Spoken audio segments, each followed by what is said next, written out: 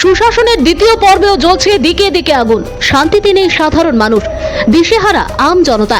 সুশাসনের দ্বিতীয় পর্বে সুশাসনের কান্দারিদের হাতে পড়ছে দোকান, সর্বশান্ত অসহায় ব্যবসায়ী। রাজ্যে যখন বেকারত্বের জ্বালায় দিশেহারা যুবক যুবতীরা, ঠিক তখনই এক যুবক নিজ উদ্যোগে বাড়ির পার্শ্ববর্তী এলাকাবাসীদের সহমত নিয়ে সরকারি একোয়ারের জায়গায় দোকান দিয়ে পরিবার পরিজনদের নিয়ে সংসার প্রতিপালনে ব্যস্ত। ঠিক তখনই সুশাসনের কান্দারিদের নজর পড়ে দোকানে। সেই সাথে দোকানের মালিককে হুমকির সুরে ধমক দিয়ে সুশাসনের কান্দারি নামক মাফিয়ারা বলতে শুরু করে দোকান ভাড়া দেওয়ার কথা। দোকানের মালিক সরকারি একোয়ারের জায়গায় থাকা সেলুন দোকানের ভাড়া দিতে অনীহা প্রকাশ করতেই ভোর রাতে সেলুন দোকানে আগুন লাগিয়ে দেয় কে বা কারা, এমনই অভিযোগ। আগুনে ভস্মীভূত দোকানের আসবাবপত্র। খবর পেয়ে ঘটনাস্থলে ছুটে আসে দোকানের মালিক সহ এলাকাবাসীরা। আগুনের লেলিহান প্রত্যক্ষ করে খবর দেওয়া হয় দমকল কর্মীদের। খবর পেয়ে ছুটে আসে দমকল কর্মীরা। পরে গ্রামবাসী সহ দমকল কর্মীদের প্রচেষ্টায় নিয়ন্ত্রণে আসে আগুন। এই অগ্নিকাণ্ডে ক্ষয়ক্ষতির পরিমাণ আনুমানিক প্রায় 35,000 টাকা। ঘটনা তেলিয়ামুড়া থানাধীন দশমীঘাটস্থিত 22 এলাকার খোয়াই নদীর ব্রিজের পাশে। গোটা ঘটনায় ক্ষুব্ধ এলাকার আম জনতা। ঘটনা আজকে সকালে দোকানে আগুন ভোরবেলা প্রায় 5টা 5:30 হবে এসে দেখছি আগুন। তারপরে আগুন তো নিয়ে পেলাম আর কি কীভাবে লাগছে ওই নিচে দিয়ে আগুন ধরে দিচ্ছে কে জানি। সুন্দর তো আজকে থেকে প্রায় 10-15 দিন আগে একবার আইছিল, এসে কইছিল যে জায়গার থেকে উঠে যেতাম না, আরেকজনের জায়গা আমার দেশের থেকে উঠে যেতাম না, নাহলে ভাড়া দিতাম। তা আমি বললাম সরকার একবারের জায়গা, আমি কিন্তু তার ভাড়া দিতাম। তারপরে গ্রামের ক্লাব আছে, তারপরে জানাইলাম, তারা গেছে দোকানদারিতে সমস্যা নেই।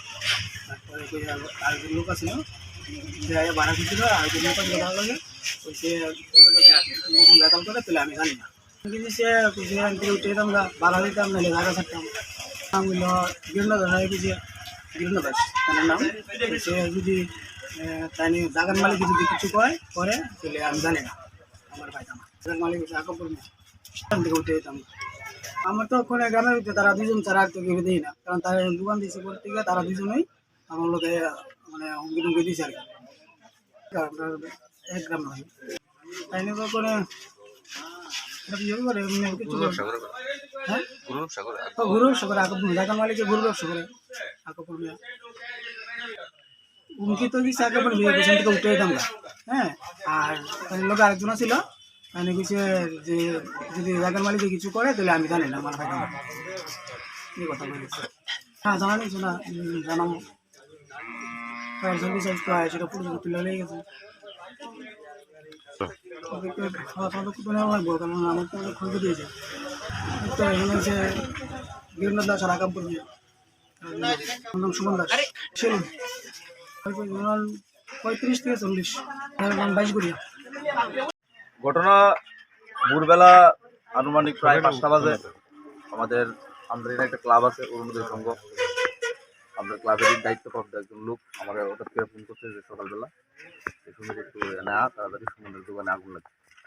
তখন আমি আইসি দিয়ে আগুন লাগিয়ে ফিরে এরা কেনাকাটা নিবাইছি সকালে। আমরা তো 22 থেকে সবজি যাই ভোরবেলা, তারা টমটম যারা চালায় তারা দেখছে সেটা আগুনটা নিবাইছে তাড়াতাড়ি।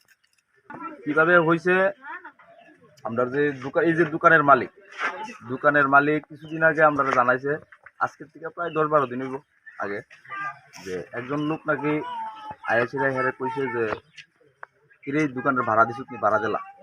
তখন কইছে আমি তো সরকারি একরের মধ্যে আছি, আর তাছাড়া জায়গাটা তো ওকে দুই ফেলে রয়েছে, আমি জায়গাটা ইউজ করতেছি।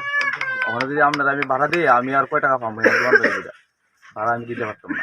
তখন ওই ব্যক্তি কইছে যদি ভাড়া দিতে না পারো তখন যদি ওই জায়গার মালিক আলী আকবর তাই না যদি কিছু কয় বা কিছু করে তাহলে কিন্তু আমার কই থাকতো না।